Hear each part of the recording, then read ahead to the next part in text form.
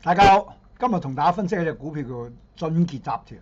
8888。咁點解會睇呢隻股票咧？因為最近留意到有啲股評人喺唔同渠道都提及過呢隻股票。咁我自己揸攞嚟研究咁發覺真係佢係有啲投機價值嘅。我自己未有貨㗎，但係通過呢個分析咧，我自己都會可能考慮買緊啲。但係當然我自己買股票之前都要做分析我只不過係借個機會分享下我對呢隻股票一啲睇法嘅啫。咁呢隻股票屬於一個叫高增長同埋高股息嘅工程股黑馬。點解咁講咧？繼續睇落去你就知㗎啦。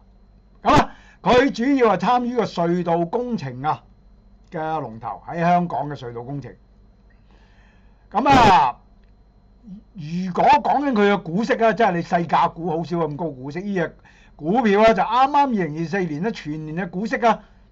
based on 啱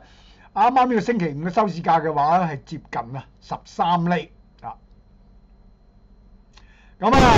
佢除咗就話2024年業績好之外其實嚟緊佢已經係 secure 咗一啲生意嘅，亦都唔錯嘅生意嘅。一陣都會同大家分享。呢啲咁嘅生意保障咗未來嘅業績，即係你知創業板股票好多就係一年貨仔跟住唔得㗎。佢過咗兩年好意外嚟緊由於已經有訂單亦都保障嚟緊嘅業績係唔錯嘅。我哋先睇睇呢隻股票一啲基本嘅資料呢隻股票喺上個星期五，即係出條片嘅上個星期五嘅收市價係接近3億。個市盈率如果 based on 2024年嘅全年嘅純利嘅話個市盈率淨係3.5倍嘅一個相對比較低嘅市盈率。based on 2024年全年派息講緊8仙以收市價上星期五收市價6.4計佢嘅股息率接近13厘嘅。有一個亮點就係話2024年嘅中期純利講緊係按年飆升12倍2024年相對2023年飆升咗12倍非常犀利，即係嗰個增長係好犀利嘅2024年。呢啲公司嘅基本資料想講俾大家聽佢係2017年喺 GEM 上市，講緊都已經成今年係2025年8年前㗎啦。呢間公司嘅核心業務就係隧道建造服務公用設施嘅建造同埋結構工程同埋地下建造嘅管理嘅。公司嘅市場定位就話香港嘅公營基建項目主要嘅分包商。佢嘅財務亮點頭先都提過而家再詳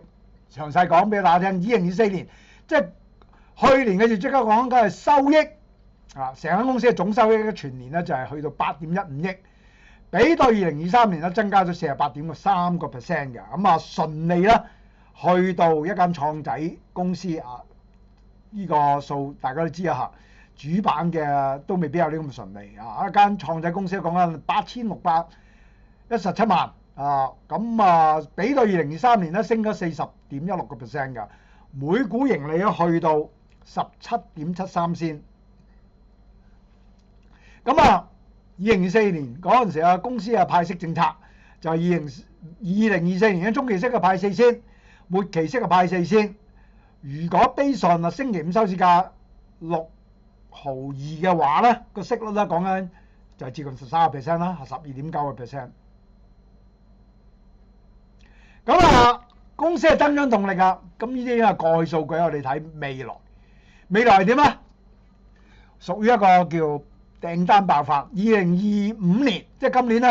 1月公司係獲得3份合約，總值講緊3.29億元預計今年裏邊會完工㗎啦。2025年4月有新嘅合約再攞多2份合約，總值係3.13億元。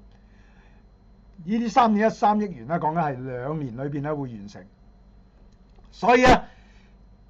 再加上原來手頭未完成合約接近9億元基本上呢啲咁嘅訂單保障咗未來嘅收入。喺間公司仲有一個叫行業優勢亦都會帶動呢個公司嘅增長動力就係話佢香港政府啊持續啊都已經係推動緊呢個北部都會區噶嘛，堆填區啊擴建咁嘅基建嚇，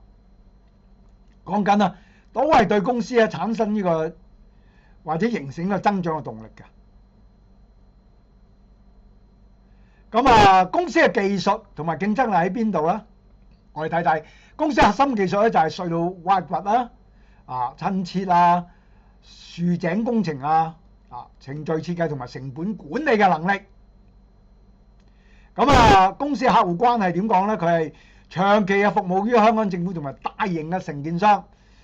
亦都參與投標嘅前期嘅規劃，訂單能見度係相對比較高嘅。公司嘅股息回報分析係點咧？公司咧講緊啦，舊年呢個睇到咧就係一個高息嘅特性啊，2024年派息比率啊，去到45%啊，因為 based on 佢嘅全年嘅派息8仙 over 公司嘅全年嘅盈利，每股盈利嘅話17.73仙咧，講緊係派咗45%出去咁啊亦都因為咁高8000幾萬嘅盈利，咁所以啊呢個現金流基本上支持派咁高嘅息同埋派咁高嘅比率嘅。相對同業比較嚟講啦，港股工程板塊平均嘅息率都係3到5%，咁啊俊傑13% 嘅話咧，基本上係遠超同業嘅。當然，凡事我哋唔係淨係可以睇好嘅一面，要留意下風險啊。咁啊，公司嘅風險同埋挑戰喺邊方面咧？始終佢哋所牽涉行業點講咧，就係有呢個行業嘅風險啊。工程有機會 for 一啲 unforeseeable 嘅原因啊，會有工程延誤啦，或者成本嘅超支啦，同埋公營嘅項目咧，始終係依賴政府嘅預算嘅嚇，咁啊呢個亦都係會產生一啲變數嘅。咁啊，當然創業板同埋細價股啦，有佢市場風險就係點啊？細價股流動性低啦。日均成交額須註明，我喺度就費事同大家註明啊，自己大家去睇睇，就相對係低㗎有機會會越嚟越犀利，但係過去如果就咁睇翻星期五嗰個成交額都係比較低，咁啊當然啦，仲有啦公司相對真係細啦創業板公司，咁個盈利個波動性係大嘅，所以我哋知道23、24同埋25預計都好，咁但係26啊、27係點啦？呢個係冇人知㗎。咁公司未來展望係點咧？短期有催化劑啦，2025年因為末期息2024年嘅末期息咧就6月18號派息，除淨日咧就5月27號㗎。咁呢個新合約咧就會陸續動工啦，等講啦，2025年1月同埋3月都簽咗啲新嘅合約啊嘛。咁公司嘅長期潛力係點咧？香港嘅基建需求都係穩增嘅技術壁壘咧亦都係鞏固呢個市場嘅佔有率嘅。咁當然到最後啦，咁我講咗啦，我自己係未有貨㗎，咁我都會慎重考慮啦嚟緊個星期睇下佢表現係點啦咁除此之外，我都有個免責聲明啦咁大家要記住咧，就係話投資有風險，尤其是創業板嘅股票